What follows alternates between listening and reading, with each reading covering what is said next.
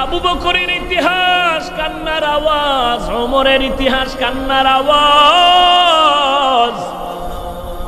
এমন কোন একজন সাহাবী পাওয়া যাবে না যার জিন্দেগিতে কান্না নাই। আম্মা জান আয়েশা রাদিয়াল্লাহু আনহা বলেন, রাতের বেলা এশার নামাজের পরে নবী আমার হুজরার মধ্যে ঘুমিয়ে পড়লেন। হঠাৎ রাতের গভীরে দেখি নবী আমার বিছানায় নাই। অন্তরের মধ্যে সন্দেহের দোলা দিচ্ছে, কই গেল আমার নবী? হয়তো অন্য বিবিদের ঘরে চলে গেলেন নাকি।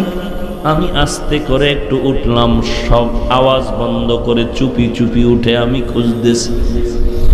খুঁজে খুঁজে দেখলাম নবী আমার কোনো বিবির ঘরে নাই। রাহমাতুল লিল আলামিন মসজিদে বসে কাঁদতেছে। এরে নবীর উম্মতের দল, এমন একজন আল্লাহর খাঁটি বান্দার নাম বলো যার জিন্দেগিতে কান্নার আওয়াজ নাই।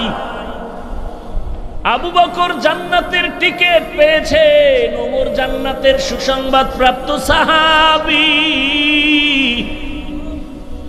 এরপরও দেখো সারাটা জিন্দেগি ওমরের কান্নার আওয়াজ। আনন্দের ঈদের দিন সবাই আনন্দ করে আর ওমর দরজা তালা লাগায় কান্না করে। আবু হুরায়রা রাদিয়াল্লাহু আনহু বলেন, খলিফাতুল মুসলিমিন আজকে আনন্দ করে সবাই, আপনি কাঁদেন কেন? ওমর বলতেছেন, আবু হুরায়রা আনন্দ তো ওই ব্যক্তি করবে যার কোনো টেনশন নাই, পেরেশানি নাই, চিন্তা নাই। আপনার কিসের চিন্তা? ওমর কান্না করে বলে, আমি রমাজানে রোজা রাখলাম, কবুল হলো কিনা চিন্তা। কোরআন তেলাওয়াত করেছি, কবুল হলো কিনা চিন্তা। জাহান্নাম থেকে নাজাত পেলাম কিনা চিন্তা। আবু হুরায়রা বলেন, আপনার নামে তো জান্নাতের সুসংবাদ আল্লাহর রাসূল দিয়ে গেলেন। ওরে আবু হুরায়রা, জানো না যেই আল্লাহ জান্নাতের টিকিট দিয়েছেন, আল্লাহ যদি একবার আমি ওমরের উপরে বেজার হয়ে যায়, আল্লাহ ওই টিকিট আবার ক্যান্সেল করে দিতে পারে। হরকে দারাত খৌফে হক দর দিল মদাম জন্নাতুল মাওয়া দেহত উরা মাকাম জুজবা হক চি জে মখাজ ইনসুজা ফজলে উ আমস্তে দর জুমলা জাহা। এর যুবক, মনে করেছ আমি টুপি পরেছি, দাড়িটা লম্বা করেছি, লম্বা জামা পরেছি, কওমি মাদ্রাসায় পড়েছি, আমি বুঝি দুনিয়ার জিন্দেগি নষ্ট করেছি? না না, মনে করিস না মাথা নষ্ট হয়ে গেছে। না রে যুবক, টুপি মাথায় দিলে মাথাটা গরম হয়। তুই বুঝে ফেলেছ, আমি বুঝি না, ব্যাপারটা এমন না। দাড়িটা লম্বা করলে যৌবনের স্বাধীনতা নষ্ট হয়ে যায়। তুই বুঝতে পেরেছ, আমি বুঝি না, ব্যাপারটা এমন না। লম্বা জামা পরেছি, শরীরটা মনে হয় যেন আটকায় গেল। তুই যেমন বুঝতে পেরেছ, আমি বুঝি নাই, ব্যাপারটা এমন না। মাদ্রাসায় পড়লে সার্টিফিকেট নাই, দুনিয়াবি কোনো চাকুরি নাই, সম্মান বুঝি কমে গেল। তুই বুঝতে পেরেছ, আমি বুঝতে পারি নাই, ব্যাপারটা এমন না। সবে বুঝে শুনে টুপি পরেছি, পাগলের মতো নয়। বুঝে শুনে দাড়িটা লম্বা করেছি, আল্লাহর কোরআন পড়েছি। আমিও যদি তোর মতো চিন্তা করে শার্ট প্যান্ট টাই লাগায়া রাস্তায় হারমোনিয়াম হাতে নিয়ে গান গাইতাম, কে আমার গান না শুনতো রে বাবা? কেন টুপি মাথায় দিলাম? এই টুপির কারণে কত গালি শুনতে হয়, এই জামার কারণে কত গালি শুনতে হয়, কওমি মাদ্রাসায় পড়ার কারণে কত গালি আর গালি।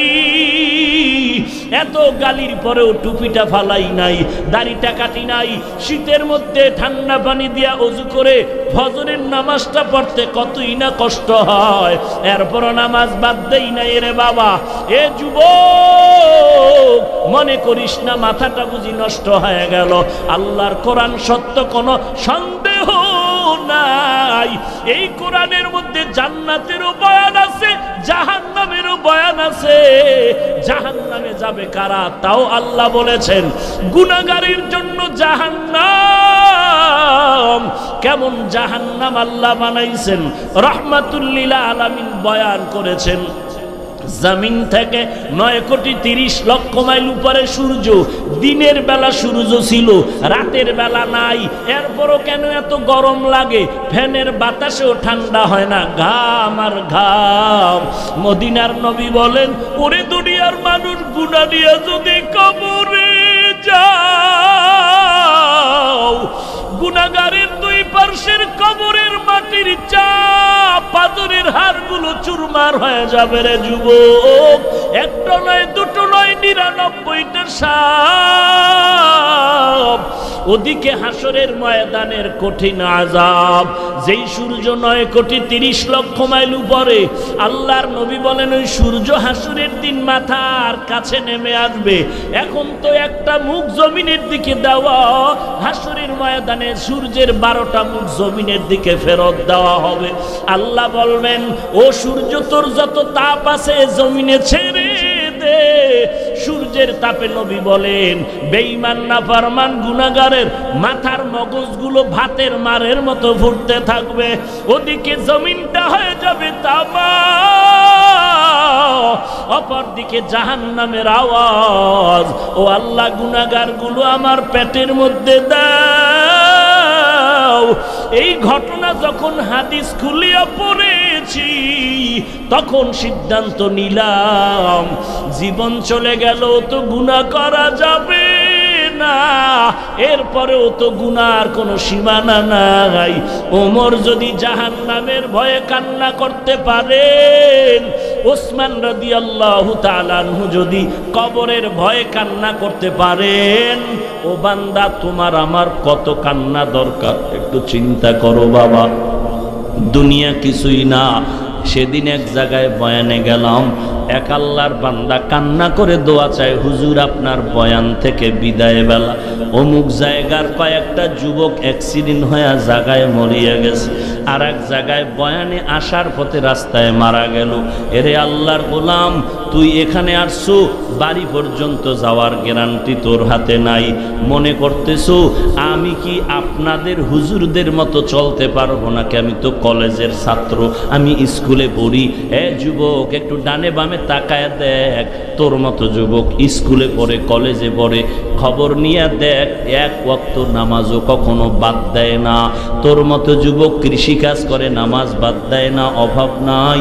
তোমার মতো যুবক আজকে র্যাব আর্মি পুলিশ বিডিআরের চাকরি করে, নামাজ বাদ দেয় না। তোমার মতো যুবক কোটি টাকার ব্যবসা করে, সময় মতো নামাজের জামাতে হাজির হয়। অন্তরকে একটু জিজ্ঞাসা করে, ঘুমের বিছানায় গিয়ে একটু জিজ্ঞাসা কর, তোর মতো যুবক যদি স্কুল কলেজে পড়িয়া নামাজ পড়তে পারে, তুমি কেন পারবা না? তোমার মতো যুবক যদি ব্যবসা করতে পারে, নামাজ পড়তে পারে, তুমি কেন পারবা না? তোমার আমার মতো যুবক যদি ড্রাইভারি করিয়াও নামাজ পড়তে পারে, তুমি আমি কেন পারবো না? আসলে মূল ব্যাপার কপাল পুড়ে গেছে, আর কিছুই না।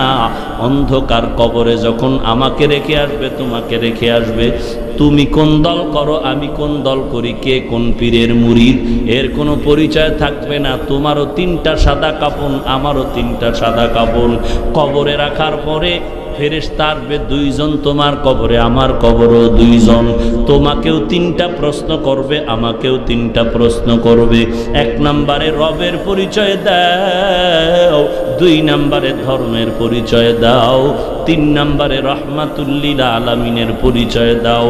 কে কোন পীরের দরবারে গেছো, কে কোন দলের নেতামি করেছো, একটা প্রশ্ন করাও হবে না, 3টা প্রশ্ন তোমাকে করা হবে। রবের পরিচয়টা দে বান্দা, আর ধর্মের পরিচয়টা দাও।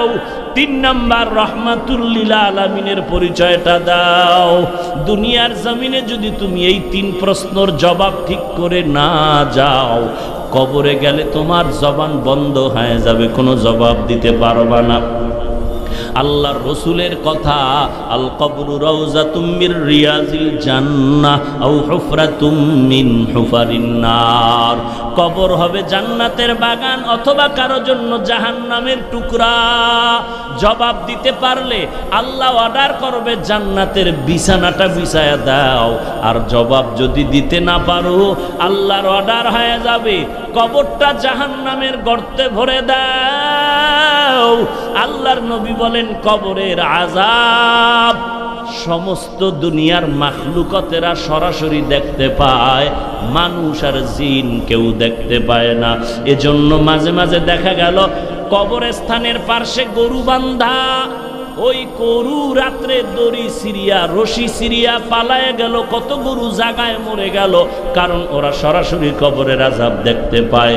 মাঝে মাঝে তাকায় দেখিস যুবক, কবরস্থানের দিয়ে তাকাইয়া কুকুরেরা ঘেউ ঘেউ করে রাতের বেলা কান্না করে। অধিকাংশ ক্ষেত্রে তাকায়া দেখলাম ওই কুকুর কান্না করে কবরের আযাব দেখতে পায়। রসুলের কথা মানলে চিন্তা কর, তুই নবীর উম্মত হয়ে মানবি কি মানবি না, এটা তোমার ব্যাপার। আল্লাহর কাছে তওবা করো। দুনিয়াতে আল্লাহ দুর্বল করে বানাইছেন, মাস্তানি করার কোনো সুযোগ নাই। ওই শিশু বেলার কান্নার পুঁজিটা ধর, আল্লাহর কাছে কান্না করে যা বলবি আল্লাহ কবুল করবেন। উদউনি আস্তাজিব লাকুম। এরে বান্দা, জীবনে বহু গুনাহ করেছো, মনে হয় চোখ দুটো বন্ধ করলে আমার জিন্দেগীর আমলের দিকে যদি তাকাই, মন মন বলতেছে এই মজলিসের মধ্যে আমার মতো গুনাহগার কেউ নাই। আমার হাতের দিকে তাকায় দেখি হাত দ্বারা কত অন্যায় করেছি, আমার জবানের দিকে তাকায় দেখি কত বারবার মিথ্যা কথা বলে জবানটারে নাপাক করেছি, এই জবান দিয়া কত গালাগালি করেছি, এই জবান দিয়া কত মানুষের গীবাত শাকায়াত করে গুনাহগার হয়েছি। আমার চোখ দুটো নাপাক, আমার অন্তর নাপাক, আমার পা দুটো নাপাক। আল্লাহ বলেন পেছনের গুনাহ থেকে তওবা কর, চোখের পানি ছেড়ে কান্না কর। তোর চোখের পানিটা গালের নিচে আসার আগেই জিন্দেগীর গুনাহ মাফ। এ যুবক, ও পর্দার আড়ালের মা, আমি হাফিজুর রহমান একজন মায়ের সন্তান। ও মা, মনটা কি চায় না তুমি একজন মা, আলেমের মা হয়ে কবরে যাও, কোরআনওয়ালার মা হয়ে কবরে যাও, তোমার সন্তান জানাজার ইমামতি করবে, তোমার সন্তান কবরের কিনারায় গিয়া কোরআন তেলাওয়াত করবে রে মা। আল্লাহর কাছে তৌফিক কামনা করো, আল্লাহর কাছে দোয়া করো, আল্লাহ কোরআনওয়ালার মা হওয়ার তৌফিক দাও। একজন আল্লাহ তোমার খাস বান্দার মা বাবা বানায় দাও রে আল্লাহ। এমন সন্তানের মা হইয়া কবরে যাইও না রে মা, যেই সন্তানকে মানুষ সবাই বরদোয়া করে, সন্তানটার অভ্যাস বড় খারাপ, সবাই বরদোয়া করে, সন্তানের মৃত্যু কামনা করে। এমন সন্তানের মা হইয়া অভিশপ্ত জিন্দেগি নিয়ে কবরে যেও না রে মা। আজকে থেকে তওবা করে নাও। সন্তানের প্রয়োজনে পায়ে ধরে বলবি, হে বাবা, সন্তানের পায়ে ধরে বলবি, পায়ে ধরে বলছি আর নামাজ ছাড়বি না। আমি বাবা হইয়া তোরে পায়ে হাত রেখে বলি নামাজ বাদ দিবি না। এরে সন্তান, আজ থেকে কোনো আলেমরে গালি দিবি না, আজকে থেকে কোনোদিন মানুষের হক নষ্ট করবি না। কত মানুষ মাঝে মাঝে আইসা কান্না করে আর বলে, আব্বা জান আমাকে একটা মরণের সময় ওসিয়ত করেছে। কি বলে? আমার বাবায় বলছে জীবনে কাউকে কথা দিয়া কষ্ট দিবি না। বাবার কথাটারে আমি ধরে রাখছি, আমি জীবনে কাউকে কষ্ট দিতে চাই না। ওই বাবাদেরকে বলবো, আমার বাবাও বাবা, তুমিও সন্তানের বাবা। কত মানুষ বিয়া করার পরে এসে এসে কান্না করে, দোয়া চায়, 10 বছর বিয়া হয়ে গেল একটা সন্তান আসে না। আর আল্লাহ তোমাদেরকে সন্তান দিয়েছে, কপাল বড় খারাপ, সন্তানটারে আদর্শ মানুষ বানাতে পারো নাই। স্কুলে পড়লে তোমার ইজ্জত নষ্ট হবে না রে বাবা, স্কুলে পড়ো, কলেজে পড়ো, ভার্সিটিতে পড়ো, চাকরি করো, ব্যবসা করো, যেখানেই থাকো, 1 নাম্বার আমার আবদার নবীর তরিকা মতো জিন্দেগিটা চালাও। সময় মতো নামাজ পড়ো, সহি শুদ্ধভাবে কোরআনটা শিখার চেষ্টা করো, 5 ওয়াক্ত নামাজ পড়ো, মা বাবার খেদমত করো, আল্লাহওয়ালা খাঁটি বুজুর্গ যারা তাদের থেকে ভালো ব্যবহার দিয়া দোয়া নাও, এবং দেশের বিরুদ্ধে জাতির বিরুদ্ধে কোনো ষড়যন্ত্রের দিকে পা বাড়ায়ও না। আল্লাহর কাছে তওবা করো, তুমি আমি বড় দুর্বল, দুনিয়ার জিন্দেগিতে আমার আল্লাহ যদি শ্বাস বন্ধ করে যায়, চলার কোনো শক্তি নাই, যে আল্লাহর দেওয়া পানি, আল্লাহর দেওয়া মাছ, আল্লাহর দেওয়া তৈরি করা সূর্যের আলো, সব কিছু আমি তুমি ভোগ করার পর ওই আল্লাহকে কেন সিজদা দিতে পারবা না? বুঝে আসতেছে না রে বাবা। আজকে আমি টুপিদারি মাথায় দিয়া আজকে চলতেছি রে বাবা, সম্মান কমে নাই, কমে নাই, বরং আল্লাহর কসম করে বলবো, এই জমিনের মধ্যে কোরআনওয়ালা নবীর আদর্শওয়ালাদের মতো সম্মানে আর শান্তিতে জমিনে কেউ নাই। কি এর এমপি আর মন্ত্রী আর কোটিপতি, রাস্তা দিয়া চললে তো সালাম টুপিওয়ালারাই পায়, সম্মানের চেয়ার তো তারাই পায়। এরে আল্লাহর গোলাম, আমি মাঝে মাঝে বলি, আল্লাহ সম্মান কত দিয়েছেন। এক সময় আমার আপনজন বলেছিলেন, কলিজার আমার আপন এক সময় বলেছিলেন, হাফিজুর রহমান ভাই, হেলিকপ্টারে আপনি বয়ান করবেন, আপনাকে আমি বুঝাইতে পারবো না যে কত বড় মেজাজ গরম করে তখন আমি তাকে ধমক দিয়েছিলাম। আজকে আমার দিকে তাকাইয়া বলে, সেই দিনের কথা কি আপনার মনে আছে? আল্লাহ তাআলা কত সম্মান দেনেওয়ালা, হাটহাজারীর হযরত হেলিকপ্টারে দৌড়ায়, এদেশের বড় বড় ওলামায়ে কেরাম হেলিকপ্টারে দৌড়ায়। আসলে আমি হাফিজুর রহমানের 14 গোষ্ঠীর বিক্রি করলেও হেলিকপ্টারের ভাড়া হচ্ছে না। এরপরও আল্লাহ পাক এত সম্মান কেন দিয়েছেন? হাফিজুর রহমান দৌড়ায় না, আল্লাহর কোরআন সম্মানের জায়গায় দৌড়ায়। তুই মুসলমান, শুকর আদায় করবি, তুই মুনাফিক, করো বিরোধিতা, বেঈমান বিরোধিতা করবে, মুসলমান শুকর আদায় করবে যে মুসলমানের ঈমান আমল আর কোরআনের সম্মান কত। আজকে তুমি বুঝো না, কত বড় বড় ব্যক্তিদের সন্তান মাদ্রাসায় পড়ে, বুঝতে পেরেছে কোরআনের ছায়া ছাড়া আর সম্মানের কোনো ছায়া নাই।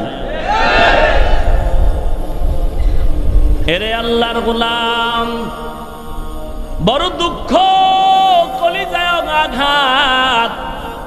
হাফিজুর রহমান রে 13 বার গালি দেওয়ার সময় পাইলি রে ভাই, একবারও হেদায়েতের দোয়া করার সময় পাইলি না রে নবীর আশিক।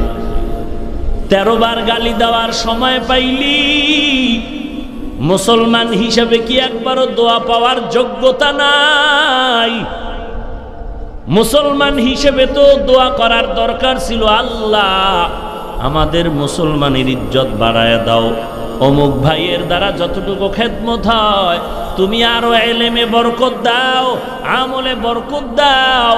আর কোন মারাত্মক যদি অমার্জিত কোনো অপরাধ থেকে থাকতো, কাছে ডেকে বলতা, হাফিজ ভাই এই দোষটা আছে, তুমি শুধরিয়ে না। আর নবীর মোহাব্বত থাকতো, পেছনে গীবত শিকায়াত করতা না রে মুনাফিক। এরে আল্লাহর গোলাম, আল্লাহর কাছে শুকর আদায় করো যে আল্লাহ মুসলমান করেছেন। আজকে থেকেই আমরা প্রতিজ্ঞাবদ্ধ হয়ে যাই, আল্লাহর মোহাব্বতের রশি গলায় লাগাইয়া নবীজির সুন্নতের আমল মতো জিন্দেগিটা চালাবো। আর কোনোদিন নামাজ বাদ দিব না, মা বাবাকে কষ্ট দেব না, মা বাবার বিরোধিতা করব না, আলেম ওলামাদের বিরোধিতা করব না, দেশ জাতির বিরুদ্ধে ষড়যন্ত্র করব না, সহিভাবে কোরআনটা শিখব। বর্তমানে ঈমান নিয়ে বেঁচে থাকা বড় কঠিন, চতুর্মুখী ষড়যন্ত্রের শিকার আজ মুসলমানেরা, বেঈমানের কারণে না, শুধু মুনাফিকের কারণে। আল্লাহর দরবারে তওবা করো। ও ভাই, বারবার বালিশে মাথা লাগায় চিন্তা করো, কিসের দল করো, কিসের নেতার পিছে ঘুরো, কিসের পীরের দরবারে যাও। কবরে গেলে এগুলোর কোনো চিহ্ন থাকবে না। তিনটা প্রশ্ন রেডি করে কবরে যাও। 1 নাম্বার রবের পরিচয় দেওয়া লাগবে, 2 নাম্বারে ধর্মের পরিচয় দিতে হবে, 3 নাম্বার রহমাতুল্লিল আলামিনের পরিচয় দিতে হবে। রহমাতুল্লিল আলামিনের আদর্শ ছাড়া জমিনে আর কোনো ভালো আদর্শ নাই। অতএব নবীর আদর্শ দেখে দেখে কত বেঈমান কালেমাওয়ালা হয়ে গেল। তুমি কেন নবীর আদর্শর জিন্দেগিটা মাথার মধ্যে নাও না, আপন বানাও না? আজকে থেকে তওবা করে নাও। এমন একটা মানুষ এখানে যারা বুড়া মানুষ, হাঁটতে পারে না লাঠি ছাড়া, একেও যদি গোপনে ডাইকা জিগাও, ও চাচা মিয়া, আপনার স্ত্রী আছে নাকি? বলে আছে। আপনার যৌবনটা থাকবে নাকি নষ্ট হয়ে যাবে? যত বড় বুড়া হোক না কেন বলবে আমার যৌবনটা থাকবে, এটাই আমার কামনা। এখানে সব মানুষগুলো চাও আমার যৌবন আল্লাহ দিছে, এটা যেন স্থায়ী হয়ে থাকে। এমন কেউ একটা বান্দা নাই যে বলবে আমার যৌবনের দরকার নাই। আল্লাহ যাকে যেই যৌবন দিছে, এই যৌবনটা সবাই কন্ট্রোল করে রাখতে সবাই চায়, কিন্তু কপাল পুরছে খবর নাই। দাড়ির মধ্যে আঘাত করলে কসম আল্লাহর কোরআন সামনে তার যৌবন চলে যাবে। এই যৌবন দুনিয়ার কোনো ডাক্তার ফেরত দিতে পারবে না। কপাল পুড়েছে তোর, তুই না বুঝলি কোরআন, না বুঝলি ইসলাম, না বুঝলি হাদিস, না বুঝলি ডাক্তারি কোনো পরামর্শ। এই দাড়ির মধ্যে যারা আঘাত করে, আল্লাহর কসম করে বলছি, এদের যৌবন যে বিদায় হবে, দুনিয়ার কোন ডাক্তারে যৌবন আর ফেরত দিতে পারবে না। এরে আল্লাহর গোলাম, শুধু তাই নয়, 24টা ঘন্টার সেকেন্ডে সেকেন্ডে সেকেন্ডে সেকেন্ডে অনবরত আমলনামায় কবিরা গুনাহ লেখা হয়। ঘুমাইয়া থাকো, দাড়ি কাটার গুনাহ লেখা বন্ধ নাই। যৌবনের পাওয়ার চলে গেল, চেহারার মধ্যে বরকত নাই। অনেক মানুষের দিয়ে তাকাইলে তাকাইয়াই থাকতে ভালো লাগে, দেখতে মন চায়, কিন্তু তুমি আয়নার সামনে একটু দাঁড়ায় দেখবা তোমার চেহারার নূর আর বরকত কোথায় চলে গেল। এরে নবীর উম্মতের দল, তুমি মানলেও তোমার ভালো, না মানলেও সেটা তোমার ব্যাপার। আমি পায়ে হাত রেখে বিনয়ের সাথে বলে গেলাম, আল্লাহর কাছে তওবা করো, তওবার দরজা খোলা আছে। আর কোনোদিন গুনাহের পথেও যাব না। আল্লাহ তোমার বিরোধিতা, নবীর বিরোধিতা করব না, নবীর আদর্শ আপন বানায় চলবো। আজকে থেকে গুনাহের থেকে তওবা করে নিলাম, আর গুনাহ করব না। অন্তরে যদি পাক্কা তওবার নিয়ত হয়, মুনাফিকি যদি না থাকে, গলায় ছুরি আসলে মরে যাব, তারপরও কোনোদিন নবীর সুন্নতের জবাই করব না, মা বাবাকে কষ্ট দিব না, নবীর সুন্নতের আদর্শগুলো আমি আর বাদ দিব না। এমন পাক্কা খাস তওবা করার যদি নিয়ত হয়, খাঁটি তওবার নিয়তে দুটো হাত আল্লাহকে দেখায় দাও। আয় আল্লাহ, সবার হাত আপনি কবুল করে নেন। আমরা তওবার নিয়তে হাত তুলেছি, তওবা কবুল করে নেন। তওবার উপরে মজবুত হয়ে চলার তৌফিক দান করেন। আয় আল্লাহ, গুনাহের প্রতি ঘৃণা জমায়া দেন, নবীজির সুন্নতের আমলওয়ালা জিন্দেগি দান করেন। আমিন। আলহামদুলিল্লাহি রাব্বিল আলামিন, ওয়াসসালাতু ওয়াসসালামু আলা সাইয়্যিদিল আমবিয়া ওয়াল মুরসালিন ওয়া আলা আলিহি ওয়া আসহাবিহি আজমাইন। ইয়া আরহামার রাহিমিন, ইয়া আরহামার রাহিমিন, ইয়া আরহামার রাহিমিন। রব্বিরহামহুমা কামা রব্বায়ানি সগীরা, রব্বিরহামহুমা কামা রব্বায়ানি সগীরা।